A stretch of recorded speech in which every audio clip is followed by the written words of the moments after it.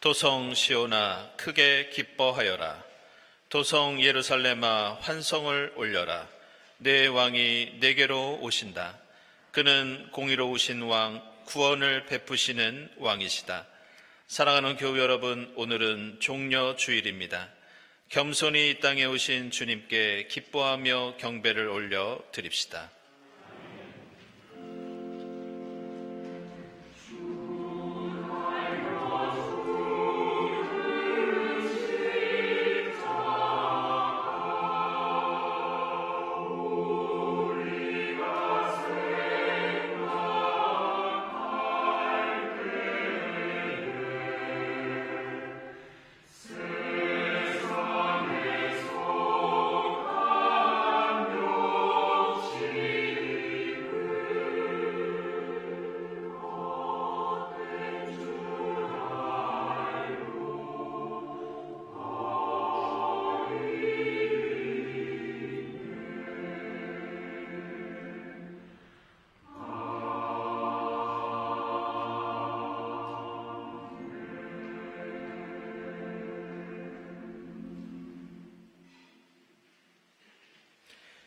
주님, 나를 긍휼히 여겨 주십시오. 나는 고통을 받고 있습니다.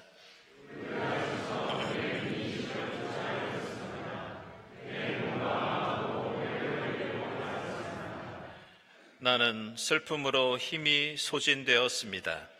햇수가 탄식 속에서 흘러갔습니다.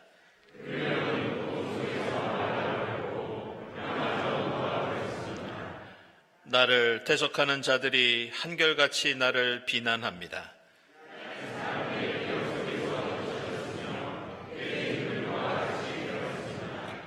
주님의 환한 얼굴로 주님의 종을 비추어 주십시오.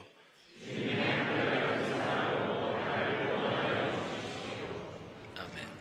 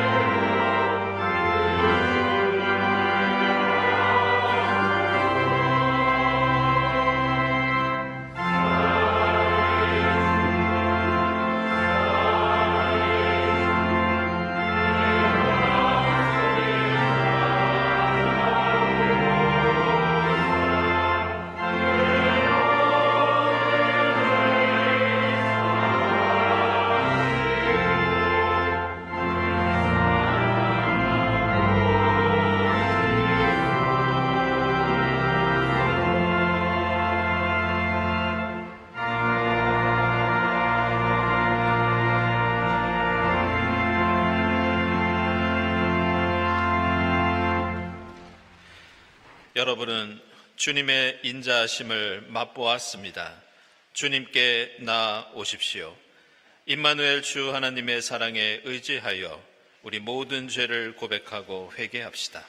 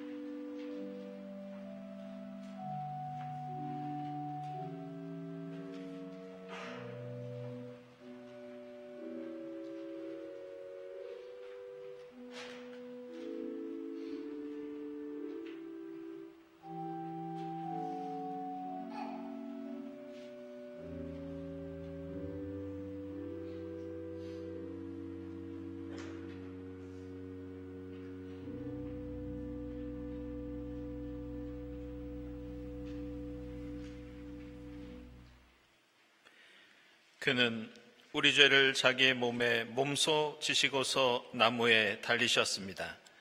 그것은 우리가 죄에는 죽고 의에는 살게 하시려는 것이었습니다. 그가 매를 맞아 상함으로 여러분이 나음을 얻었습니다.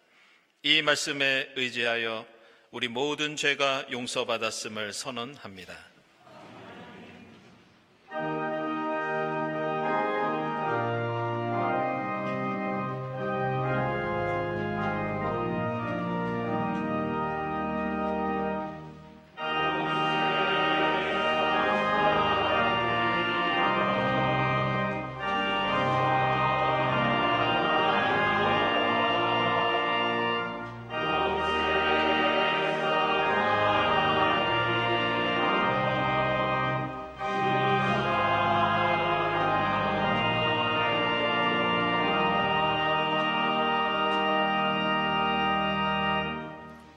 구약의 말씀은 이사야서 50장 4절부터 9절까지입니다.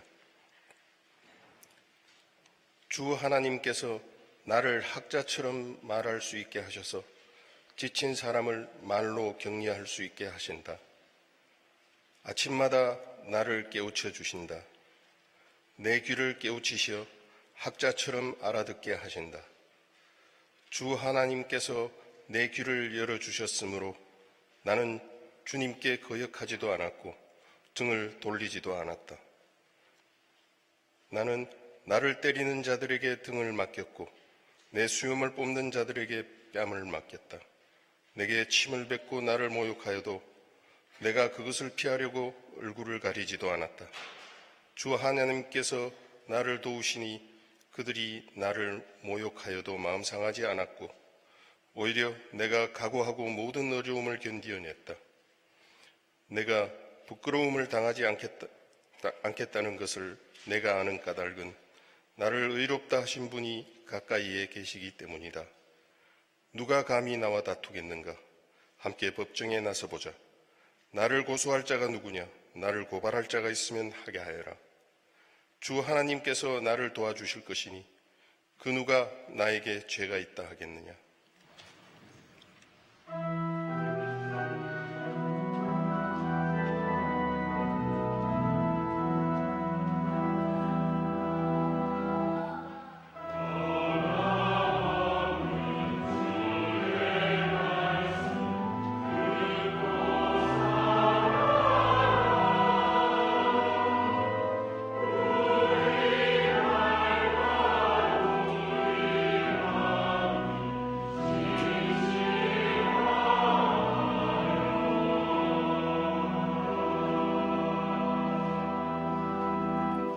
서신의 말씀 빌립보서 2장 5절에서 11절까지입니다.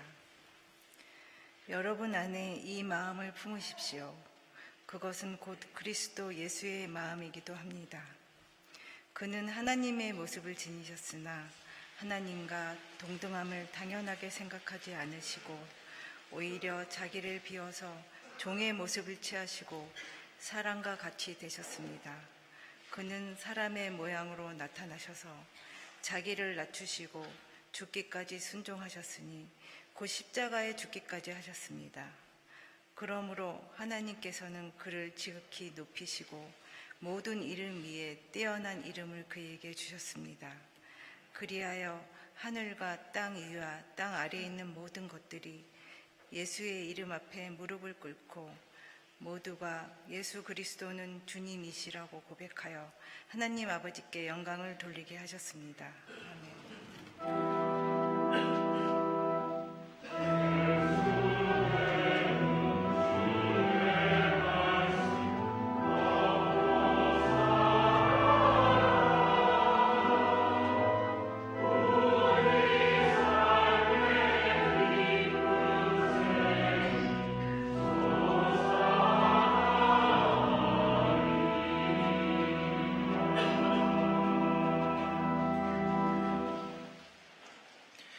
복음의 말씀은 마태복음서 26장 36절부터 42절까지입니다. 그때 예수께서 제자들과 함께 겟세마네라고 하는 곳에 가서 그들에게 말씀하셨다. 내가 저기 가서 기도하는 동안에 너희는 여기에 앉아 있어라. 그리고 베드로와 세베대의 두 아들을 데리고 가서 근심하며 괴로워하기 시작하셨다. 그때 예수께서 그들에게 말씀하셨다. 내 마음이 괴로워 죽을 지경이다. 너희는 여기에 머무르며 나와 함께 깨어 있어라. 예수께서는 조금 더 나아가서 얼굴을 땅에 대고 엎드려서 기도하셨다. 나의 아버지, 하실 수만 있으시면 이 잔을 내게서 지나가게 해 주십시오. 그러나 내 뜻대로 하지 마시고 아버지의 뜻대로 해 주십시오. 그리고 제자들에게 와서 보시니 그들은 자고 있었다. 그래서 베드로에게 말씀하셨다. 이렇게 너희는 1시간도 나와 함께 깨어 있을 수 없느냐? 시험에 빠지지 않도록 깨어서 기도하여라. 마음은 원하지만 육신이 약하구나. 예수께서 다시 두 번째로 가서 기도하셨다. 나의 아버지, 내가 마시지 않고서는 이 잔이 내게서 지나갈 수 없는 것이면 아버지의 뜻대로 해 주십시오. 아멘.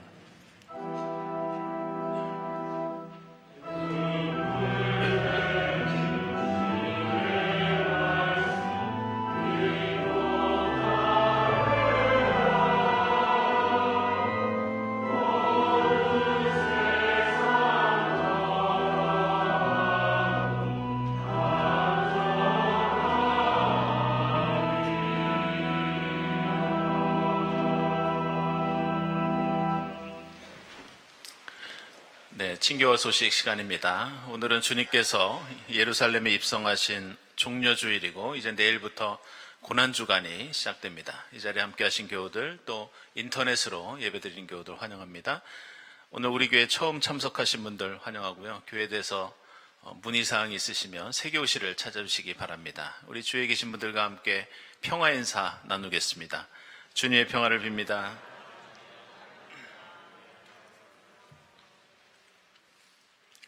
네, 세교 소개하겠습니다. 김찬호 교우님, 청년이신데요. 잠시 일어나시죠. 예, 여러분들 환영의 박수 부탁드리겠습니다. 네.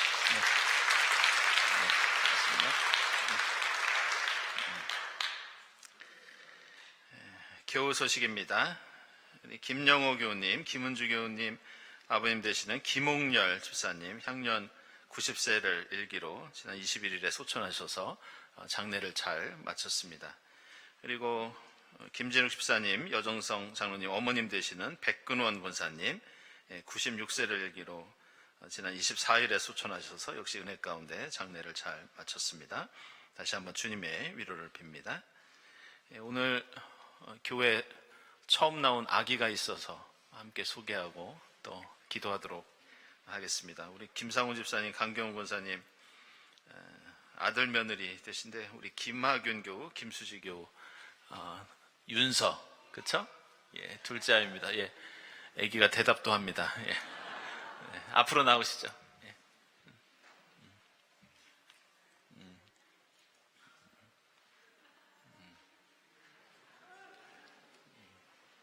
몇 개월 됐죠? 지금 12개월.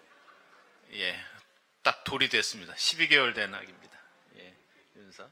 네, 함께 기도드리겠습니다. 하나님, 주님께서 사랑하시는 김윤서, 이 땅에 생명 주시고 저희 가운데 태어나 지금까지 건강하게 자라게 하시니 감사합니다. 윤서는 주님이 저희에게 주신 은혜의 선물, 저희에게 맡기신 하나님의 자녀인 줄 믿습니다. 엄마, 아빠, 그리고 우리 경동교회 공동체 모두가 말씀 가운데 기도하며 윤서를 함께 양육하게 하시고 앞으로 주님 나라의 멋진 일꾼으로 건강하고 지혜롭게 자라나도록 복을 내려 주시옵소서. 이 가정과 가문에 흐르는 믿음의 역사가 윤서를 통해 더욱 풍성히 이어지도록 도와 주시옵소서. 감사드리며 예수 그리스도의 이름으로 기도드리옵나이다. 아멘. 여러분들 축하와 환영의 박수 부탁드립니다.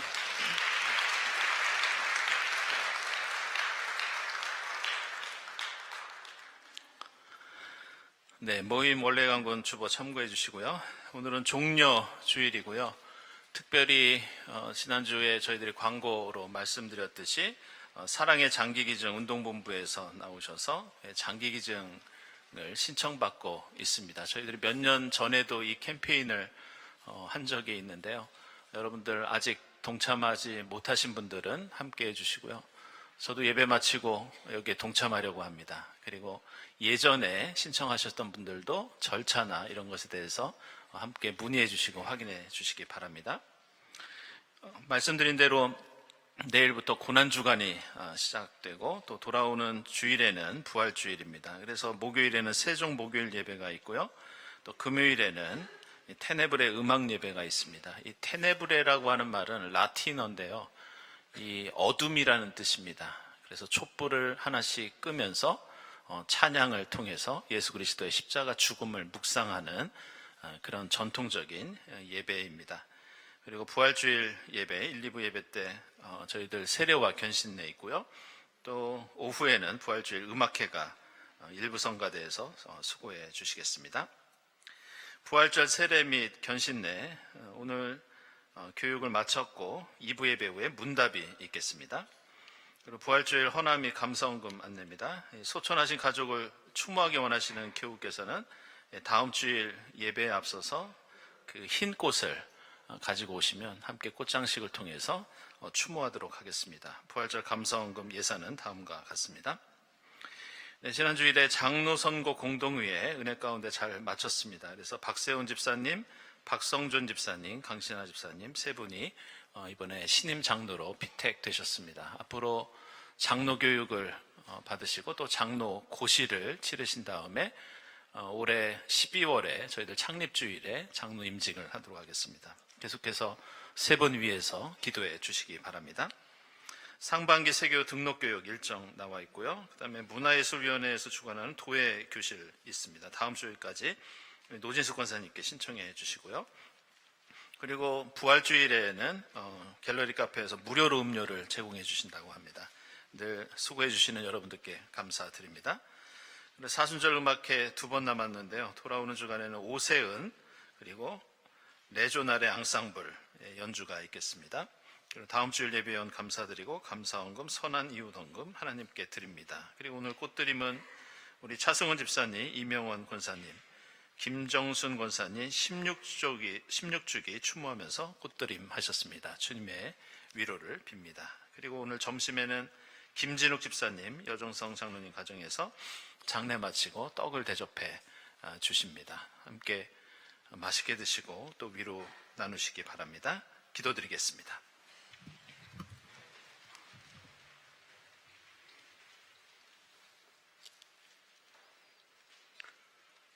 거룩하시고 자비로우신 하나님 아버지, 오늘 종료주일을 맞아 예루살렘에 입성하신 우리 주 예수 그리스도를 기억하며 찬양과 경배로 주님 앞에 나아갑니다.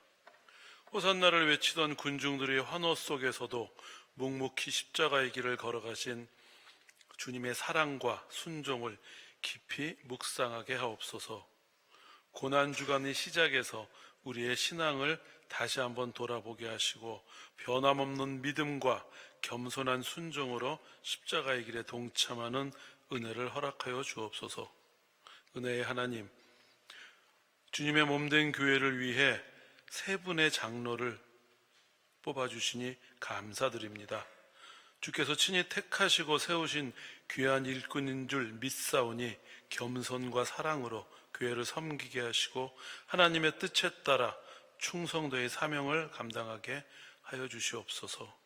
또한 모든 성도들도 한 마음으로 협력하여 더욱 든든히 세워져 가는 믿음의 공동체 또한 우리 함께 이루어 나갈 수 있도록 허락하여 주시옵소서. 사랑의 하나님, 이 땅을 국률이 여기사 분열과 갈등이 아니라 화해와 회복의 길로 인도해 주시옵소서. 전쟁과 분쟁 가운데 있는 세계를 불쌍히 여겨주시고 모든 전쟁이 속히 멈추고 평화가 임하게 하시옵소서. 이로 고통받는 무고한 생명들을 지켜주시고 화해와 생명의 길로 나아가게 해 주시옵소서. 사랑의 하나님, 병상에 있는 이들, 외로움 가운데 있는 이들, 경제적 어려움과 삶의 무게로 지친 이들에게 주님의 위로와 회복의 은혜를 베풀어 주실 줄 믿습니다.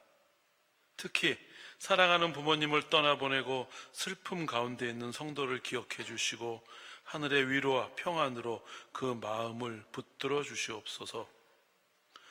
눈물 가운데 있는 시간 속에서도 부활의 소망을 바라보게 하시고 믿음 안에 다시 일어설 힘을 더하여 주시옵소서. 주님의 몸된 교회가 세상의 빛과 소금의 사명을 감당하게 하시고 사랑과 섬김이 살아있는 공동체 되게 허락하여 주시옵소서.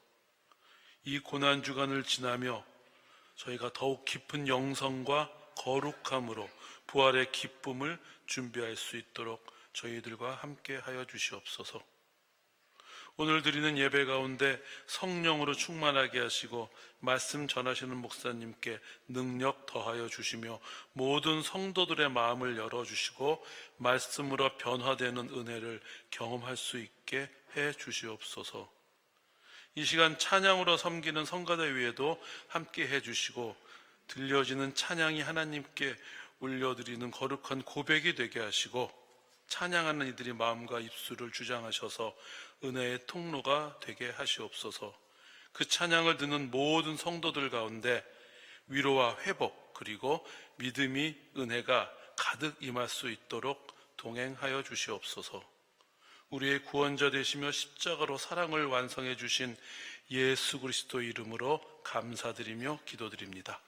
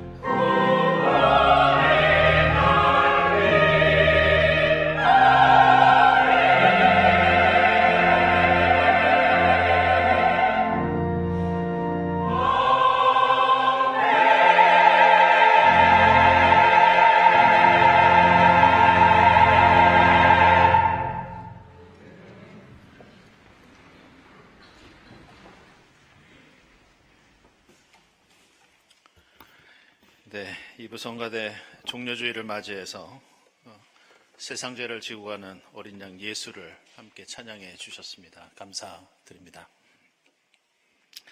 오늘은 예수께서 십자가 죽음과 또 구원을 위해서 예루살렘에 입성하신 것을 기념하는 종려주일입니다.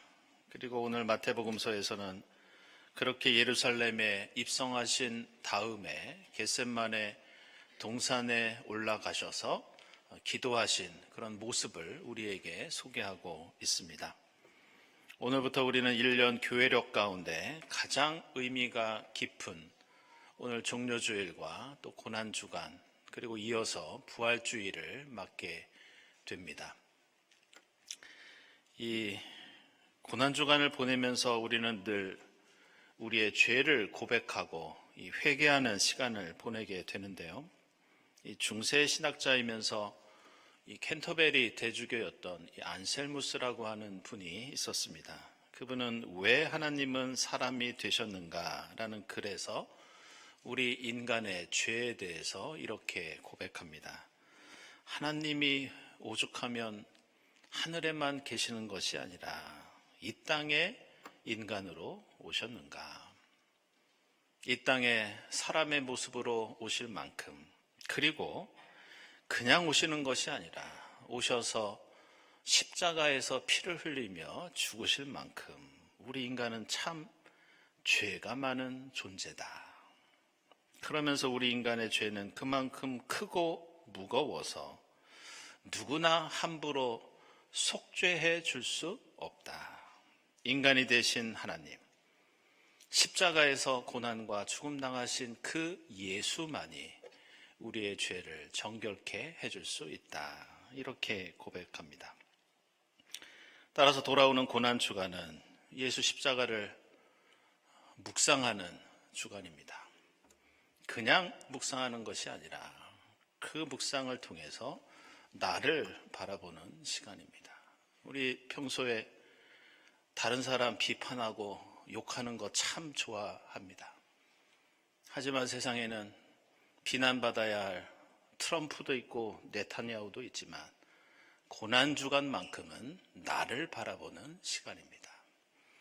나의 잘못과 허물의 무게가 얼마나 중한지, 그 죄의 깊이와 크기가 얼마나 대단한지 묵상하며 회개하는 시간입니다. 그리고 오늘 마태복음서의 겟셋마네 동산 이야기는 특별히 우리에게 그리스도교 신앙에서 이 회개가 어떤 의미를 가지고 있는지 말씀해 주고 있습니다. 오늘 마태복음서 보시면 예수께서 제자들에게 내가 기도하는 동안에 저쪽에서 나를 위해서 함께 기도하면서 좀 도와줘라 이렇게 부탁하십니다.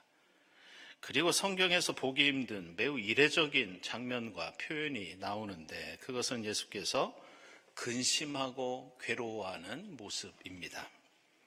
성경에서는 예수의 인간적인 모습을 있는 그대로 표현하지 않기 위해서 노력합니다. 그런데 오늘 말씀은 예수께서 근심하고 괴로워하는 모습을 있는 그대로 솔직하게 보여주고 있습니다. 이것만이 아니라 제자들을 향해서 다시 한번 이렇게 말씀하시는 장면이 나옵니다. 내 마음이 괴로워서 죽을 지경이다. 너희는 나와 함께 깨어 있으면서 나 좀 도와줘라. 그러면서 이 예수께서는 하나님께 기도를 드리시는데 그 기도 내용도 비슷한 특징을 가지고 있습니다. 나의 아버지 하실 수만 있으시면 이 잔을 내게서 지나가게 해 주십시오. 이런 탄원이었습니다. 이처럼 오늘 말씀에서는 예수께서는 자신이 짊어질 이 십자가가 얼마나 피하고 싶으셨으면 여러 번에 걸쳐서 제자들에게 부탁하고 하나님께 탄식하고 있는 것을 볼 수 있습니다. 그리고 그 고민과 두려움은 단순히 예수의 고백뿐만이 아니라 예수께서 제자들과 함께 산에 올라가셨던 그 행동만 봐도 우리는 또한 느낄 수 있습니다. 예수께서는 이전에도 중요한 일이 있을 때마다 자신의 힘만을 의지하는 것이 아니라 하나님께 기도하면서 하나님으로부터 힘을 얻었고 지혜를 얻었습니다. 그런데 그때마다 누구와 함께 기도하기 위해서 산에 오르신 것이 아니라 혼자서 산에 올라가셨습니다. 그래서 마태복음서 14장 23절을 보면 이런 말씀이 나옵니다. 무리를 헤쳐 보내신 뒤에 예수께서 따로 기도하시려고 산에 올라가셨다.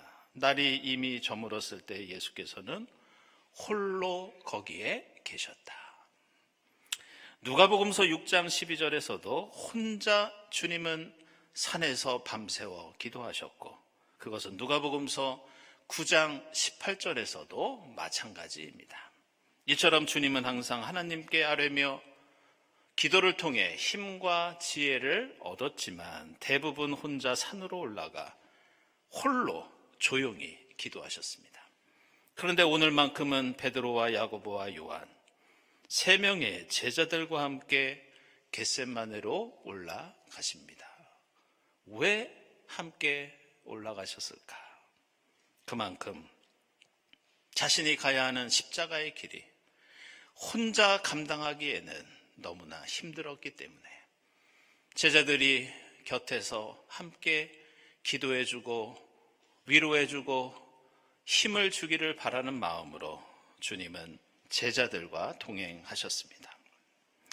이러한 예수의 근심과 고통을 알 수 있는 또 하나의 장면이 누가복음서 22장에 나옵니다.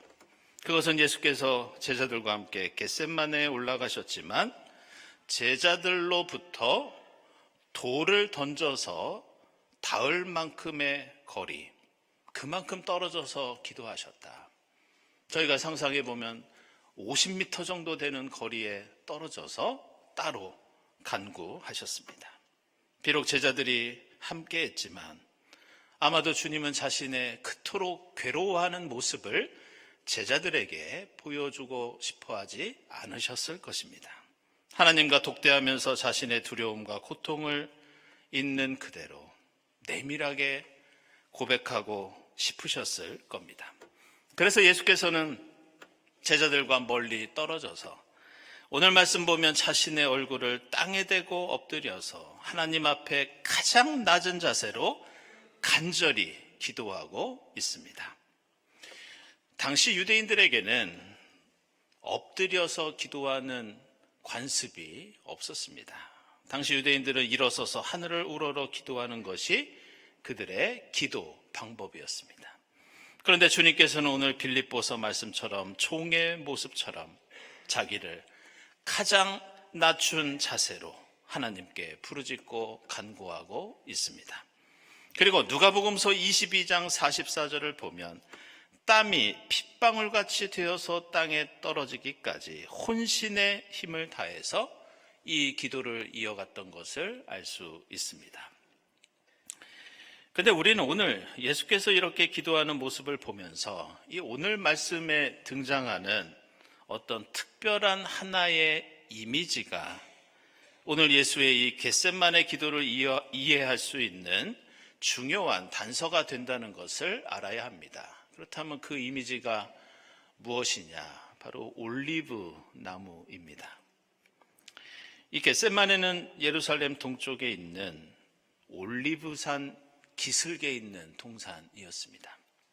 게다가 겟셋마네라는 이름은 그냥 올리브산 옆에 있는 것이 아니라 올리브 기름을 짜는 틀이라는 뜻이 겟셋마네라고 하는 이름의 뜻입니다. 그래서 당시 겟셋마네에는 실제로 올리브 기름을 짜는 작업장이 있었다고 합니다. 그래서 겟셋마네는 예수가 지금 하나님 앞에서 어떤 기도를 드리고 있는지 우리로 하여금 깨닫게 합니다. 올리브유를 짜기 위해서는 올리브 열매를 잘게 부수어야 합니다. 그래서 예수는 자기 자신을 철저히 부수면서 하나님 앞에 기도합니다. 올리브유를 짜기 위해서는 잘게 부순 열매를 반드시 아래 위로 짓누르고 압착해야 합니다. 그래서 예수는 하나님 앞에 무릎을 꿇고 얼굴을 땅에 대고 엎드려서 땀이 피가 될 때까지 자기에게 주어진 십자가 사명과 씨름하고 있습니다.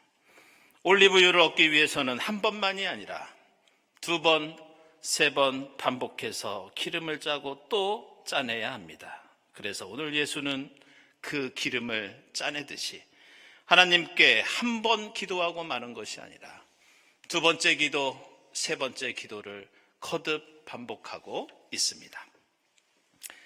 그런데 우리가 알아야 할 것은 이 올리브나무는 예수가 이렇게 드렸던 기도의 태도와 모습을 상징하기도 하지만 예수가 드렸던 기도의 내용, 예수의 기도하는 그 마음을 드러내는 상징이기도 합니다.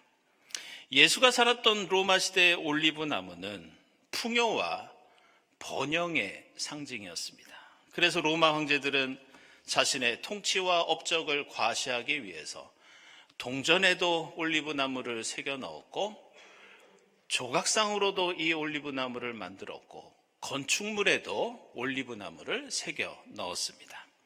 그런데 당시 로마 제국을 비롯한 고대 사회에서 이 올리브나무는 풍요와 번영 이외에도 중요한 뜻이 한 가지 더 있었는데 그것은 바로 평화와 화해와 용서의 상징이었습니다.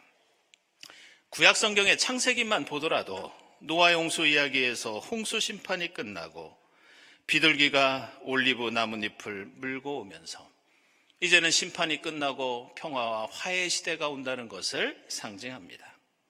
올리브 나뭇잎은 당시에 용서와 자비와 사랑, 평화와 행복을 가리키는 고대 사회의 대표적인 상징이었습니다.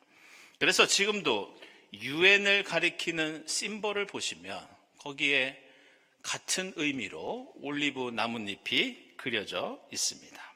따라서 기름을 짜듯이 예수는 무릎을 꿇고 땅에 엎드려 종의 모습으로 자신을 낮추고 부수고 억누르면서 하나님 앞에서 땀이 피가 될 때까지 간구합니다.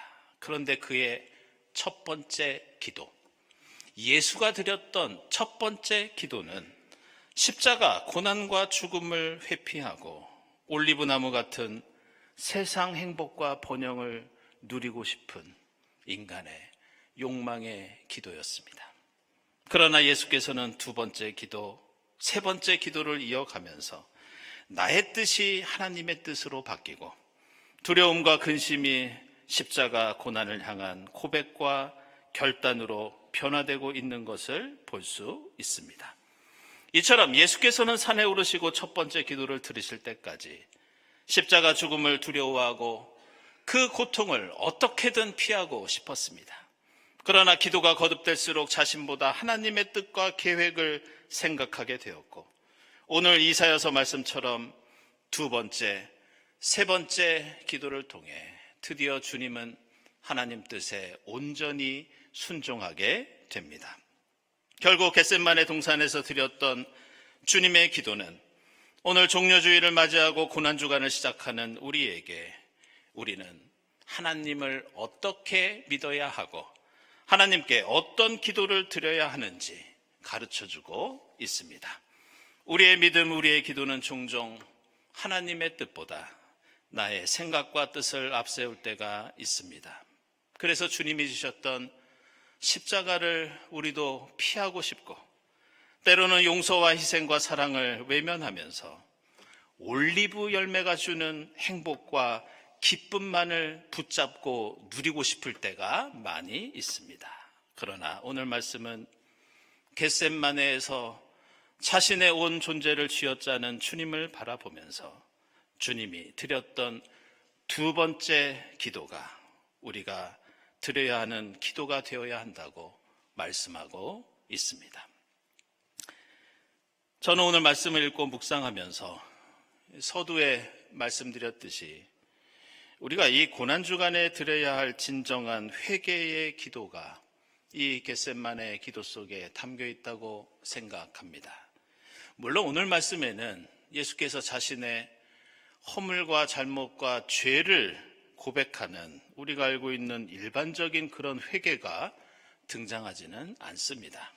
하지만 우리가 생각해야 하는 것은 이 성경에서 회개를 가리키는 말이 여러분도 자주 들어보셨을 이 메타노이아라고 하는 단어입니다. 근데 이 메타노이아는 우리의 잘못을 후회하고 뉘우친다는 뜻도 있지만 사실 여기에는 더 중요한 의미가 담겨 있습니다. 그것이 무엇이냐? 내가 처음에 생각하고 바라던 것을 뒤로 하고, 영어 표현으로는 afterthought, 다시 한 번 더 생각하는 것. 이것이 바로 메타노이아의 뜻입니다. 따라서 메타노이아는 십자가를 피하고 싶다는 첫 번째 기도를 뒤로 하고 다시 하나님 앞에서 생각하면서 십자가를 지겠다고 결단하고 고백했던 예수의 두 번째 기도. 이것이 바로 메타노이아, 성경이 말씀하는 또 다른 회개입니다.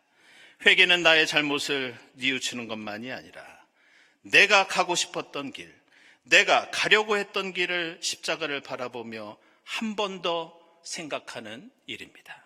이것이 주님의 겟셋만의 기도였고 오늘 우리가 하나님께 드릴 두 번째 기도입니다. 사랑하는 여러분, 오늘은 종려주일이자 이제 우리는 내일부터 고난주간을 시작합니다. 세상은 올리브나무의 성공과 번영에만 마음과 뜻을 두지만 주님께서는 자신을 부수고 낮추고 비워서 사랑과 용서와 화해의 십자가를 지셨습니다. 따라서 이 고난주간만이라도 우리의 마음이 하나님의 마음이 되고 우리가 가는 길이 예수 십자가의 길이 되기를 소망합니다. 나의 욕망과 즐거움만을 위해 드렸던 첫 번째 기도를 뒤로 하고 주님 지셨던 십자가를 나도 지겠다는 두 번째 기도를 드리면서 주님 가신 십자가의 길을 묵묵히 따르는 성 고난주간이 될 수 있기를 주님의 이름으로 축원합니다. 기도하겠습니다.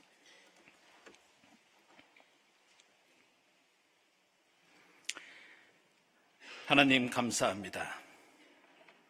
겟세마네에서 하나님 뜻에 순종하시고 십자가 통해 저희에게 구원을 베풀어 주셨으니 감사합니다. 저희도 세상 욕망과 두려움을 넘어 주님 드리신 두 번째 기도를 드리게 하시고 주님 걸어가신 십자가 사랑과 용서와 평화의 길을 기쁨으로 뒤따를 수 있도록 인도해 주시옵소서. 예수 그리스도의 이름으로 기도드리옵나이다. 아멘.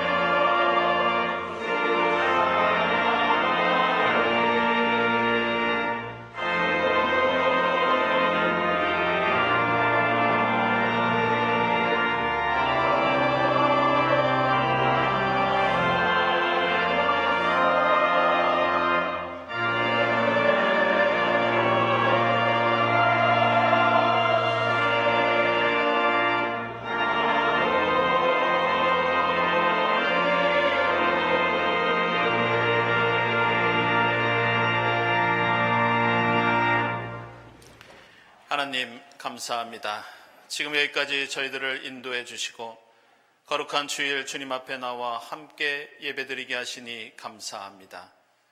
주님 은혜에 감사하면서 정성껏 예물을 드리오니 기쁘게 받아 주시옵소서. 이 예물이 쓰이는 곳에 오병이어의 기적을 허락하시어 하나님 나라의 기쁨을 풍성히 누리게 하옵소서. 예물을 바치는 손길들을 기억하사 마르지 않는 주님의 진리와 은혜를 풍성히 맛보며 살아가게 하옵소서. 감사드리며 예수 그리스도의 이름으로 기도드리옵나이다. 아멘.